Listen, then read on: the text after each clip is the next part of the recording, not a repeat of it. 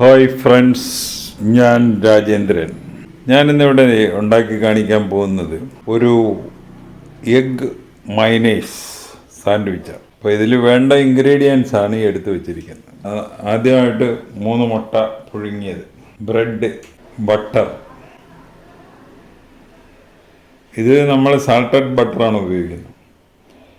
പിന്നെ സവാള കുനുകുനാന്നരിഞ്ഞത്, പച്ചമുളക്, മല്ലിയില. ഇത് ഒരു 1/4 ടീസ്പൂൺ കുരുമുളക്, ക്രഷ് ചെയ്ത കുരുമുളക്. ഉപ്പ് നമുക്ക് ആവശ്യത്തിന് എടുക്കാം. ഞാനിപ്പോൾ ഇവിടെ 1/4 ടീസ്പൂൺ എടുത്ത്, പിന്നെ വേണമെങ്കിൽ നമുക്ക് ചേർക്കാം. പിന്നെ മൈനേസ് ഒരു 2.5 ടേബിൾ സ്പൂണോളം മൈനേസ് വേണ്ടി വരും. ഇത് മുട്ടയൊന്നും ചേർക്കാത്ത മൈനേസാണ്. അപ്പോൾ ഇനി നമുക്ക് അതിൻ്റെ പ്രിപ്പറേഷനിലോട്ട് കിടക്കാം. അപ്പോൾ ആദ്യമായിട്ട് നമ്മൾ ഈ മുട്ട ഒന്ന് പൊടിച്ചെടുക്കണം.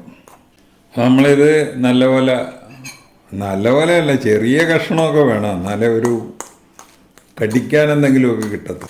ഇനി ഇതിലോട്ട് നമ്മൾ അരിഞ്ഞു വെച്ചിരിക്കുന്നതെല്ലാം ഇടുക. സവാള അരിഞ്ഞത്, പച്ചമുളക്, മല്ലിയില, ഇതൊന്ന് നല്ലപോലെ മിക്സ് ചെയ്യുക. അത് മിക്സ് ചെയ്ത് കഴിഞ്ഞ് ഇനി അതിലോട്ട് ആ കുരുമുളക് ക്രഷ് ചെയ്തത്, നമ്മൾ 1/4 ടീസ്പൂൺ ഉപ്പാണ് ഇട്ടിരിക്കുന്നത്, അതും മിക്സ് ചെയ്യുക.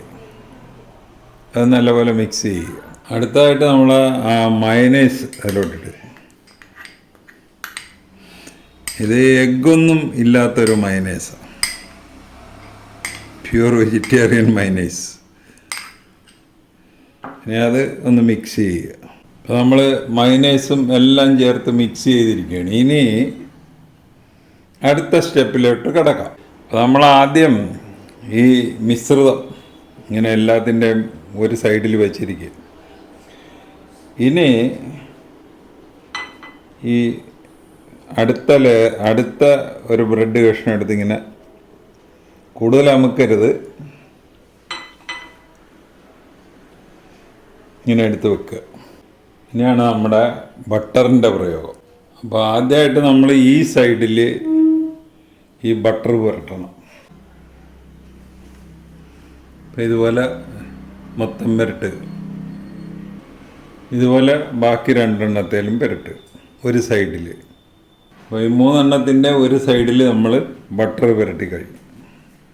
ആ ബട്ടർ പുരട്ടിയ ഭാഗം അടിയിൽ വരണം. അപ്പോൾ ഇത് നമ്മളിപ്പോൾ സിമ്മിലാണ് ഇട്ടിരിക്കുന്നത്. അങ്ങനെ 1 മിനിറ്റ് കിടക്കട്ടെ നോക്കും. അപ്പോൾ ആ സമയത്ത് നമ്മൾ ഇതിൻ്റെ ഈ സൈഡിൽ ബട്ടർ പുരട്ടി കൊടുക്കണം. അപ്പോൾ ഇതുപോലെ 3 എണ്ണത്തിൻ്റെയും പുരട്ടുക. 3 എണ്ണത്തിൻ്റെയും ഈ സൈഡിൽ നമ്മൾ ബട്ടർ പുരട്ടി. ഇപ്പോൾ ഏകദേശം 1 മിനിറ്റ് കഴിഞ്ഞ് നമ്മളതൊന്ന് മറിച്ചിടുക. ഇങ്ങനെ പിടിച്ചിട്ട് മറിച്ചിടണം. അപ്പോൾ 3 നമ്മൾ മറിച്ചിട്ടിട്ട് ഒരു ഇച്ചിരി കൂടെ ഒന്ന് ബ്രൗൺ ആകാനുണ്ട് അതിൻ്റെ സൈഡ്. അപ്പോൾ നമുക്ക് ഇതൊന്നുകൂടെ മറിച്ചിടാം. അപ്പോൾ നമുക്ക് ഈ കളർ കിട്ടണം എല്ലാത്തിനും. അപ്പോൾ ഇതെല്ലാം ഒന്നുകൂടെ ഒന്ന് മറിച്ചിടണം. അപ്പോൾ ഈ കളറ് ഇത് കറക്റ്റായിട്ടുണ്ട്. ഇനി നമുക്ക് പല രീതിയിൽ വേണമെങ്കിൽ ഈ അരികെ മുറിച്ച് കളയാം, അപ്പോൾ കുറച്ചുകൂടെ ഭംഗിയായി. എന്നിട്ട് ഇങ്ങനെ കട്ട് ചെയ്യാം.